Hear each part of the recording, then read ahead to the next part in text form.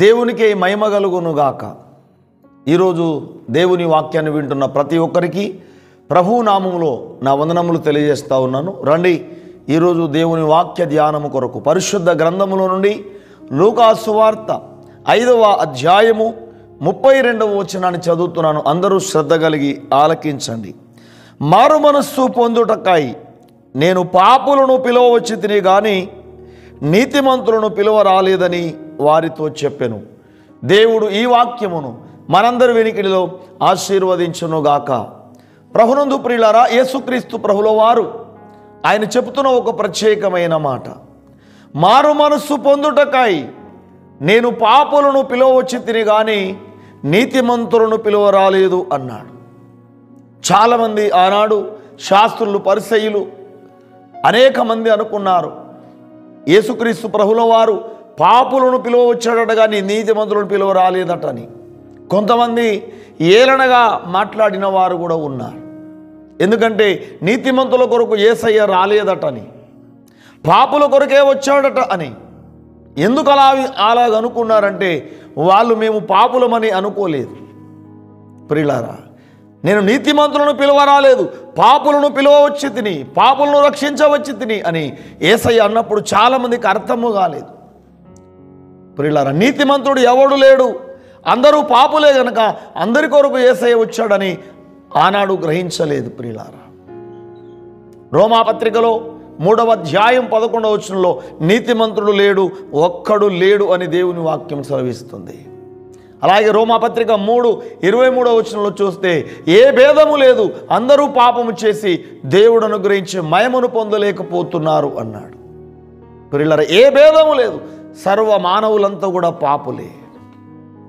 అంటే ఇప్పుడు యేసు ప్రభువుల వారు ఎవరిని రక్షించడానికి వచ్చాడు? ఆయనంటే పాపులందరినీ రక్షించడానికి వచ్చాడు.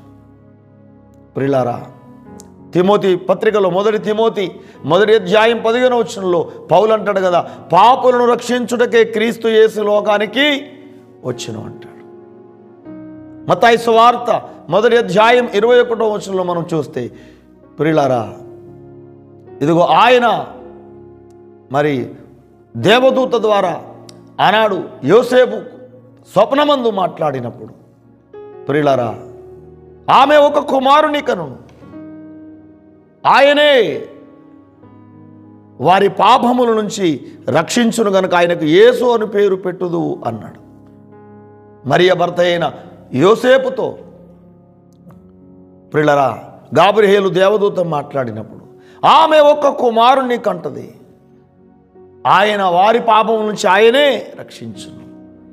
ప్రియులారా, ఈ డిసెంబర్ 1వ తారీఖున ఈనాడు మనం ఈ ఆదివారపు దినాన దేవుని యొక్క సన్నిధానంలో దేవుని మాటలు వింటున్నాం. ప్రపంచమంతటిని రక్షించుటకై యేసుక్రీస్తు ప్రభుల వారు కన్య మరియ గర్భమున ఈ భూమి మీద జన్మించాడు. ఆమె ఒక కుమారుని కనును, ఆయన వారి పాపము నుంచి ఆయనే రక్షించును. యేసు అనగా రక్షించువాడు. దేని నుంచి? పాపము నుంచి రక్షించువాడు, నిత్య నరకము నుంచి రక్షించువాడు. కానీ ఎప్పుడైతే ఈనాడు మానవులు మేము పాపులము, మమ్మను రక్షించుటకే యేసుక్రీస్తు ప్రభువారు ఈ యొక్క లోకానికి వచ్చాడని గ్రహించాలి. ఈనాడు ఈ డిసెంబర్ మాసం అంతా కూడా ప్రపంచమంతటా ఈనాడు ఎన్నో కేకులు కట్ చేస్తారు. కొన్ని 1000 లక్షల కోట్ల కేకులు కట్ అవుతుంటాయి. ఎవరి బర్త్డే కూడా ఇన్ని కేకులు కట్ కావు. ప్రియులారా, డిసెంబర్ 25 తారీఖు ముందే ఆల్రెడీ నవంబర్ మాసం నుంచే ఈనాడు క్రిస్టమస్ ఆరాధనలు జరుగుతున్నాయి. ప్రియులారా, ఎందుకు వచ్చాడు యేసయ్య అంటే పాపులను రక్షించడానికి వచ్చాడు. కానీ మనం చదువుకున్న మూలవాక్యంలో చూస్తే మారు మనస్సు పొందుటకై అన్నాడు. అంటే పాపంలో జీవించడం దేవునికి ఇష్టం లేదు.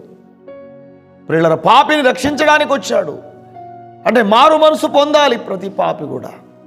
అపోస్తల కార్యంలో 17వ అధ్యాయం 30వ వచనంలో అంతటా అందరూ మారు మనసు పొందాలని దేవుడు ప్రియులారా ఆజ్ఞాపిస్తున్నాడట. ఇంతవరకు దేవుడు చూడనట్టుగా ఉన్నాడు. కానీ ఇప్పుడు అంతటా అందరూ మారు మనసు పొందాలి. అపోస్తుడైన పేతురు కూడా అపోస్తుల కార్యములు 2వ అధ్యాయములో 37-38 వచనాలు చూస్తే అక్కడ ప్రజలందరూ హృదయంలో నొచ్చుకొని ఇప్పుడు మేమేం చేయాలన్నప్పుడు, ఇదిగో మీరు మారు మనస్సు పొంది పాప క్షమాపణ నిమిత్తం యేసుక్రీస్తు నామమున బాప్తీసము పొందుడి అన్నాడు. మరి ముందుకు వెళ్ళిన తర్వాత అంటాడు, లోకమునకు వేరే రక్షణ పొందండి అంటాడు. అప్పుడు పరిశుద్ధాత్మ అనే వరం మీరు పొందుతారు, పరిశుద్ధాత్మ శక్తిని మీరు పొందుకుంటారు అంటాడు. ప్రియులారా, యేసుక్రీస్తు ప్రభుల వారు ఆయన 40 దినములు ఉపవాసం ఉండి ఆయన ప్రియులారా బాప్తిసము ప్రత్యేకంగా ప్రియులారా యోర్దాను నదిలో బాప్తిసం యోహాను ద్వారా బాప్తిసం పొంది ఒడ్డుకు రాగానే పరిశుద్ధాత్మతో అభిషేకించబడి, ఇదిగా ఆ మత్తయి సువార్తలో మనం చూస్తే 4వ అధ్యాయంలో 17వ వచనం చూస్తే ఆయన పరలోక రాజ్యము సమీపించి ఉన్నదని మారు మనసు పొందుడని ప్రకటింప మొదలుపెట్టెను అంటాడు. అంటే ప్రత్యేక మారు మనసు చాలా ప్రాముఖ్యమైనది. ప్రతి పాపిని రక్షించడానికి యేసయ్య ఈ లోకానికి వచ్చాడు, కానీ ప్రతి ఒక్క వ్యక్తి మారు మనసు పొందాలి. అందుకే ఆయన అన్నాడు కదా లూకా సువార్త 5:32లో, మారు మనసు పొందుటకై నేను పాపులను పిలువచ్చి తినన్నాడు. ఈ మాట గుర్తుపెట్టుకోండి. నేటి ఆదివారపు దినాన ఈ డిసెంబర్ 1వ తారీఖున పరిశుద్ధాత్మ దేవుడు మాట్లాడుతున్నాడు. ప్రతి ఒక్కరూ మారు మనసు పొందుటకై యేసయ్య పాపులను పిలువచ్చాడు. పాపుల కొరకే కల్వరి సిలువలో ఆయన రక్తము గార్చి ప్రాణం పెట్టి మరణాన్ని జయించి తిరిగి లేచాడు. ఆయన ఏ మనిషి పాపంలో ఉండడం దేవునికి ఇష్టం లేదు. ఆయన పరిశుద్ధుడు కనుక మనం కూడా పరిశుద్ధులుగా బ్రతకాలని దేవుడు ఇష్టపడుతున్నారు. ఇంకా ఎవరైనా మారు మనసు పొందని వారుంటే ఇకనైనా మారు మనసు పొంది నూతన హృదయంతో దేవుణ్ణి ఆరాధించు, పరిశుద్ధంగా బ్రతుకు, పరలోక రాజ్యం దేవుడు నీకు ఇస్తాడు. అట్టి మారు మనసు పరిశుద్ధత ఈ వాక్యాన్ని వింటున్న ప్రతి ఒక్కరికి దేవుడు అనుగ్రహించునుగాక. ఆమేన్. చిన్న ప్రార్థన చేసుకుందాం.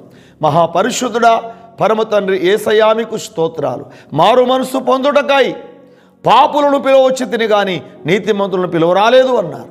నాయన ఈ భూమి మీద ఎవడు నీతిమంతుడు లేడు నాయన, అందరూ పాపులే, అందరినీ రక్షించడానికి వచ్చారు.